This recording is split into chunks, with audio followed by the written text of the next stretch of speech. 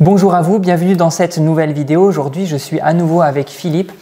On va parler aujourd'hui de l'enduit terre qu'il a réalisé sur sa construction paille dont on a déjà parlé dans une précédente vidéo. Je vous mets le lien ici. Merci de me recevoir à nouveau. Je t'en prie. Alors, pour commencer, est-ce que tu pourrais nous expliquer qu'est-ce que c'est un enduit terre plus précisément? Oui, un enduit terre, c'est un enduit à l'argile.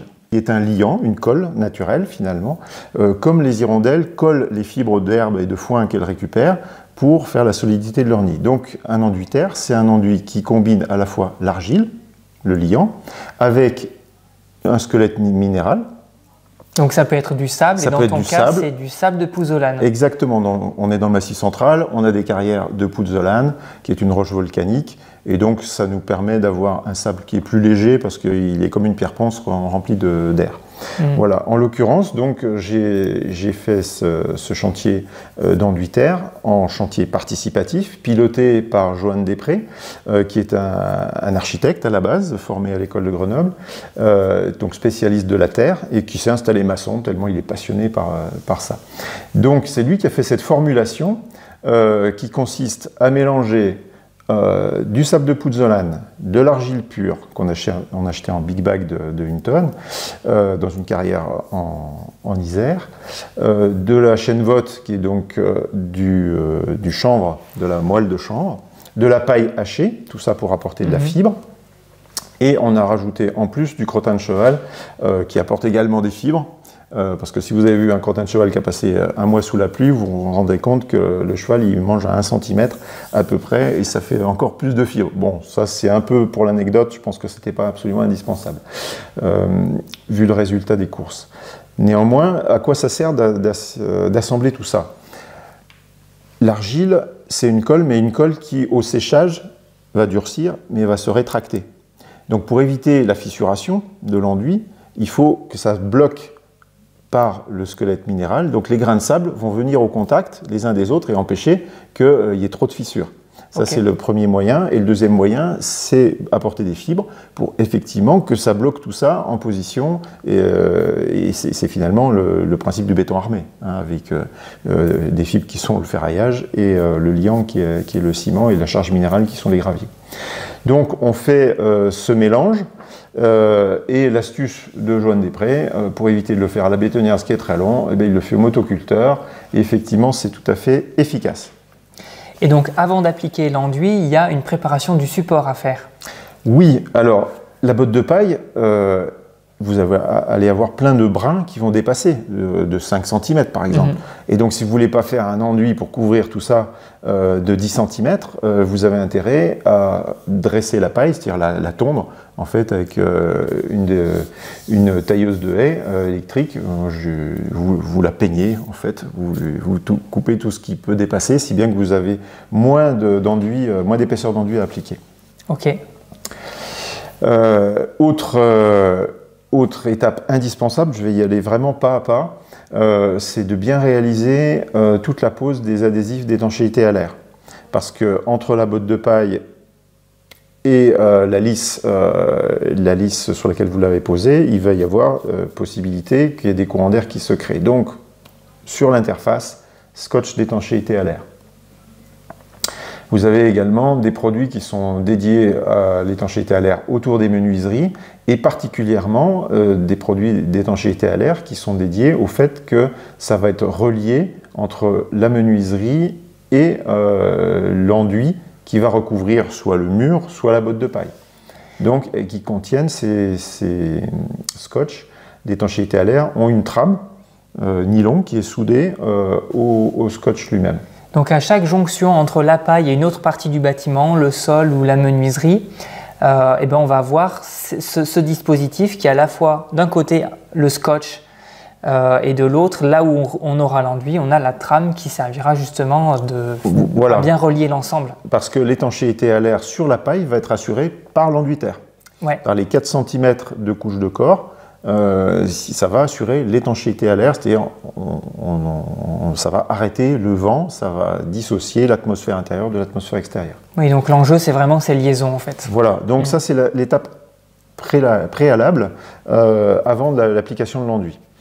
Autre étape préalable, c'est le rebouchage des trous avec un simple mélange de paille et d'argile. On va reboucher les trous les plus gros qu'il y a entre éventuellement les bottes de paille. Et puis, on va surtout pas oublier aussi de protéger tous les bois et les vitrages, parce que c'est une technique de sanglier. Il ne faut pas se leurrer, c'est une technique en voie humide. Ouais. Donc on va mouiller, on va salir énormément, et là les taches ne vont pas partir sur les bois. Ouais. Donc on a vraiment intérêt à emballer toutes nos boiseries, les protéger très, très soigneusement pour ne pas les salir définitivement. Donc j'insiste sur cette préparation. Vous scotchez évidemment les boîtiers électriques, pareil, parce qu'on va projeter de l'enduit. Donc vous faites cette préparation, et dans le même temps vous préparez un gobti. Un gobti, c'est finalement une suspension d'argile pure dans de l'eau. Pourquoi on fait ça? Parce que derrière on va la projeter au compresseur pour faire une première couche d'accroche sur la paille. Alors on me dit tout le temps, ah, est-ce que ça va s'accrocher sur la paille? Ben oui, en fait, une paille c'est plein de fibres, donc c'est plein de relief, et l'enduit va facilement s'accrocher, alors que sur un mur en béton banché qui est lisse comme du verre, ce sera plus difficile de faire une accroche. Donc pas de souci de ce côté-là, vous faites votre première accroche avec ce gobti, et puis après vous appliquez à la truelle, à la taloche, votre mélange d'enduit terre. Ici, on a choisi d'appliquer des enduits épais. 2 couches de 2 cm pour avoir 4 cm en moyenne. Pourquoi? Parce que notre maison ossature bois paille, elle n'a pas beaucoup d'inertie thermique. C'est des matériaux légers qui ne sont pas tellement capables d'accumuler la chaleur. Donc il faut apporter de la masse, il faut apporter des matériaux denses pour accumuler la chaleur et pouvoir la restituer le soir. Donc ça, c'est le choix d'avoir mis 6 tonnes de terre au mur pour pouvoir apporter cette inertie thermique. Donc un enduit épais, en 2 passes, et au milieu de ces 2 passes, on met une trame nylon pour éviter cette fissuration dont on parlait tout à l'heure. Ok, oui, donc ça t'amène une bonne inertie qui, du coup, est super bien répartie dans toute la maison. Exactement. C'est surtout les murs. C'est surtout les murs. Donc dans les enduits, il y a 2 difficultés. D'une part, l'accroche, donc tu en as un peu parlé, et la fissuration au séchage. Quelles sont les solutions pour tout ça? Alors pour l'accroche, par exemple sur un mur, ici, un mur d'Orfand en panneau d'OSB, c'est très lisse et ça n'accrochera pas l'enduit terre directement. Donc l'astuce de Joanne Després, ça a été d'agrafer un canis en bambou sur le panneau d'OSB et d'accrocher l'enduit terre sur le canis en bambou. Voilà. Okay. Ça permet d'avoir une surface irrégulière avec plein de points d'accroche. C'est ça, tout à fait. Et par contre, sur la paille, vous avez compris que c'était facile à accrocher. Et donc l'application se fait vraiment avec la force des bras et un platoir à 2 mains, donc cette grande taloche qu'on prend à 2 mains et qui permet d'appuyer et de remonter, de coller finalement la terre sur une surface assez importante. On peut le faire aussi à la truelle à 1 main, hein. C'est pas impossible, mais on va plus doucement. Ok, donc il faut aussi maintenant gérer la bonne planéité de l'enduit. Oui, ça c'est vraiment un souci qu'il faut avoir en permanence. Il faut contrôler à la règle de maçon la planéité et la verticalité de votre enduit.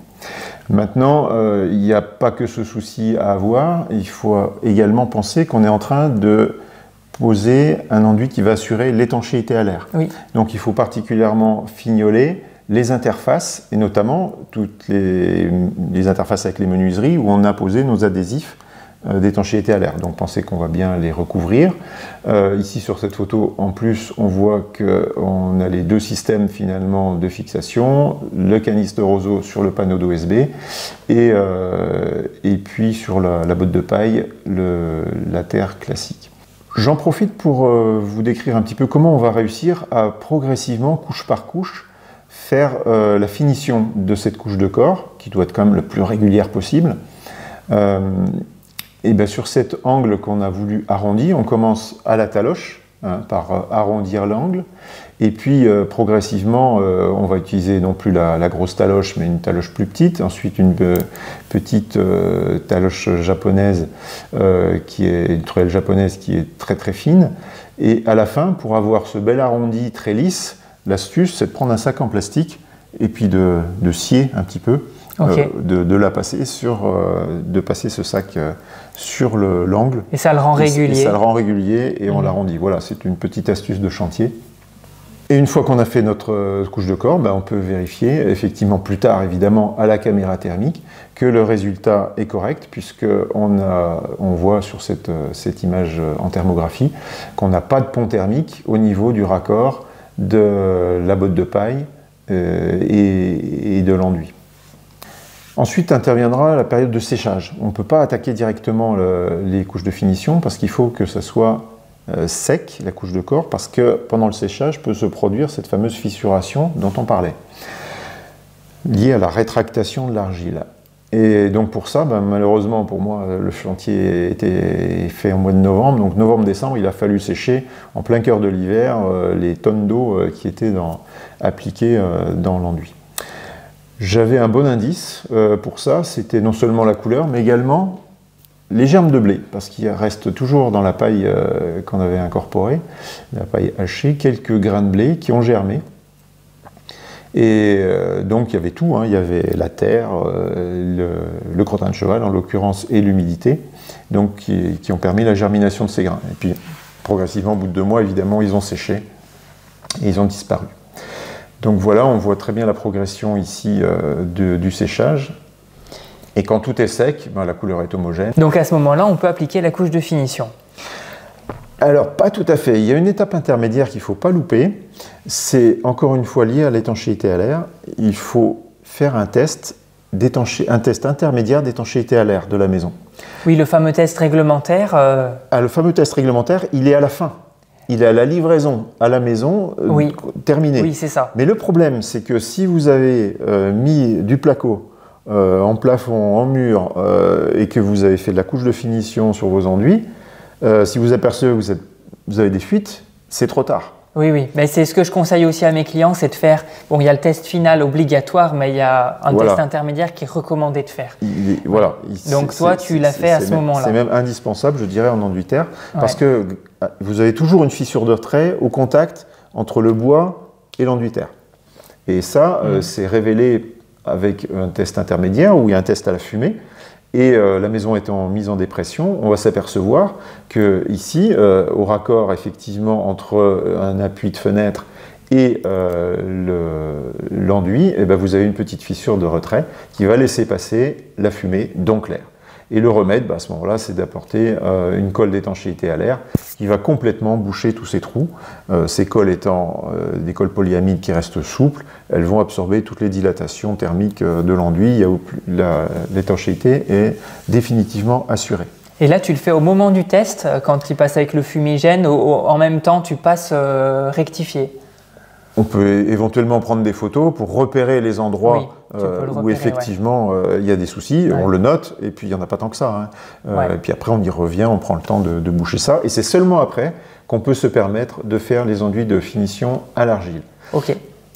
Alors, ces enduits de finition, ils consistent donc à appliquer 1 ou 2 couches de finition, moi j'ai pris des enduits tout prêts à l'emploi, qui sont donc de couleurs variées. Hein, les argiles ont cette faculté de présenter une palette de couleurs tout à fait intéressante. Et donc j'ai choisi de faire des enduits tout prêts. Il suffit de mélanger à l'eau et après vous faites votre première couche de finition appliquée à la taloche. Et après, ça permet de faire un premier coloris. Maintenant, j'avais décidé de faire des décors en jouant avec les couleurs, donc ce qui nécessitait d'avoir 2 couches de couleurs différentes. C'est ce qu'on voit derrière nous, du coup. Voilà. Ouais. Et donc, comment on fait un raccord bord à bord d'une deuxième couche de finition? Puisque là, je voulais à la fois des montagnes rouges et un ciel blanc. Donc, je me suis dit, je vais faire comme quand on fait de la peinture, une bande de masquage. pour protéger mon enduit rouge du blanc que je vais appliquer par la suite. Ouais. Et puis donc j'ai découpé au ciseau très, très précisément la bande de masquage sur mes montagnes rouges qui étaient en deuxième couche de finition. Donc là, tu as mis ton scotch au gré de l'inspiration, tu as dessiné ton décor. Complètement. Complètement. Et après, donc j'ai préparé ma deuxième couche de blanc et je l'ai appliqué, ce qui au final me permet de faire ce paysage montagnard. Mais on ne s'arrête pas là, puisque j'avais décidé aussi de faire des décors avec la technique du sgraffito. Sgraffito, c'est un terme italien qui veut dire gravure, griffé, je crois, qui s'apparente à de la gravure en fait. On va graver l'enduit frais qui va laisser apparaître donc la deuxième couche en dessous, oui, qui est de couleurs différentes. Oui, parce que ta première couche était rouge de partout. Voilà, ma première couche était rouge, j'ai appliqué le blanc, et après j'ai utilisé des techniques modernes, hein, je ne suis pas Michel-Ange, donc vidéoprojecteur avec un profil que j'avais sur mon ordi, et puis gravage. Après, il faut avoir un petit peu de main. Et je me suis rendu compte, d'ailleurs en gravant, que c'était pas la peine d'enlever absolument tout le blanc et qu'on pouvait faire de très jolis effets de plumage ou de pelage, selon les animaux,